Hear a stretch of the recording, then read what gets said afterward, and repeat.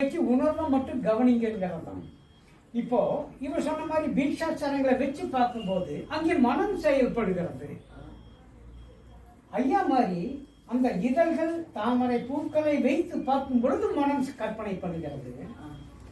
இதற்கு மேல அதிர்ஷ்டான தேவதை, மூலாதாரத்துக்கான அதிர்ஷ்டான தேவதை விநாயகர், சுவாதிஷ்டானத்துக்கு அதிர்ஷ்டான தேவதை பிரம்மதேவன், மணிப்பூரகத்துக்கு அதிர்ஷ்டான தேவதை விஷ்ணு, அநாகரத்துக்கு அதிர்ஷ்டான தேவதை ருத்திரன், விசுத்திக்கு கண்டத்துக்கு மகேஸ்வரன், நெற்றிக்கு சதாசிவம், இது சிதாகாச கல்வழி பிரம்மன் என்று சொல்றோம். ஏன்னா மூணாதாரங்க கவனினா கவனிக்க முடியாது. அங்க ஏதோ இதழ்களோ அல்லது பீட்சாச்சாரங்களோ அல்லது அதுக்கு அக்ஷரங்களோ அல்லது தேவதைகளையோ வச்சு கவனிக்கும் பொழுது அது தெரியும். ஆனா கடைசி வரை அந்த மனோபாவனையில் தான் இருக்க முடியும். மனம் கடந்த நிலை பெற முடியும்.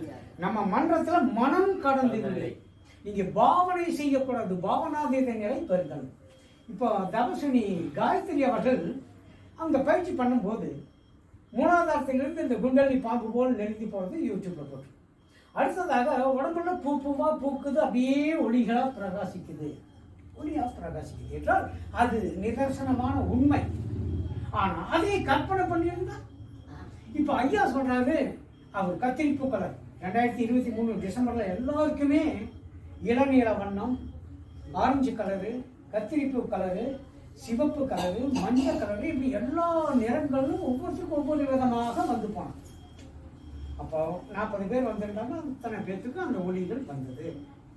ஆனா அது சோமான நிலைகள். நல்லா பாருங்க, பீஷாச்சாரமாகட்டும், மந்திரங்களாகட்டும், அல்லது இதழ்களாகட்டும், மலர்களாகட்டும், அஷ்டான தேவதைகளாகட்டும், இது எல்லாம் மனோ கற்பிதம். மனதால் கற்பனை செய்து அந்த இடத்தை காண்கிறோம். அதை விட உயர்ந்தது அந்த இடத்தில் உணர்வை கவனிக்கிறது.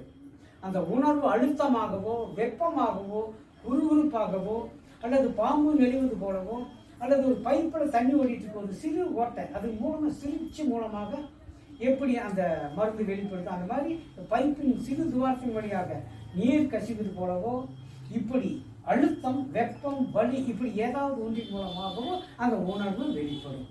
அது மனோ கற்பிதத்துக்கு அப்பாற்பட்ட நிலை. உங்களுக்கு நான் கொடுப்பதெல்லாம் மனம் கடந்த நிலையில் அந்த உணர்வை கவனித்தல் என்பதுதான். இது உயர்ந்தது. ஆனா இப்ப இவர்கள் மாதிரி இப்போ நம்ம யோகி ஆனந்தராஜ் மாதிரி ஐயா மாதிரி உள்ளவங்களுக்கு அந்த இடத்துல அந்த ஆதாரங்கள் தெரியலன்னா அவர்களுக்கு அந்த தீட்சாச்சரம் அந்த இதழ்கள் இதை ஆக அதை கொண்டு உணர்வை அறிந்து அந்த சக்கரங்கள் இந்த இடம்லாம் உறுதி செய்த பிறகு அவர்கள் அதை கடந்து வருவார்கள். ஆனால் உங்களுக்கு அப்படி இல்லை. உட்கார்ந்த உடனேயே அந்த உணர்வை நான் காண்பிச்சு கொடுத்ததுனால அந்த உணர்வு என்னதுன்னு புரிஞ்சுட்டீங்க. இப்போ உங்களுக்கு இந்த கற்பிதம் வேண்டாம் அல்லவா? இப்போ சொல்லுங்க, உயர்ந்த நிலை மனோ கற்பிதத்துக்கு அப்பாற்பட்ட நிலை, ஆரம்ப நிலை மனதை கொண்டு அங்கே அதை கொண்டு கவனித்து மனம் கலந்த நிலை பெற்றுக்கணும். சரிங்களா? சந்தோஷம். இப்போ நீங்க எழுதுங்க.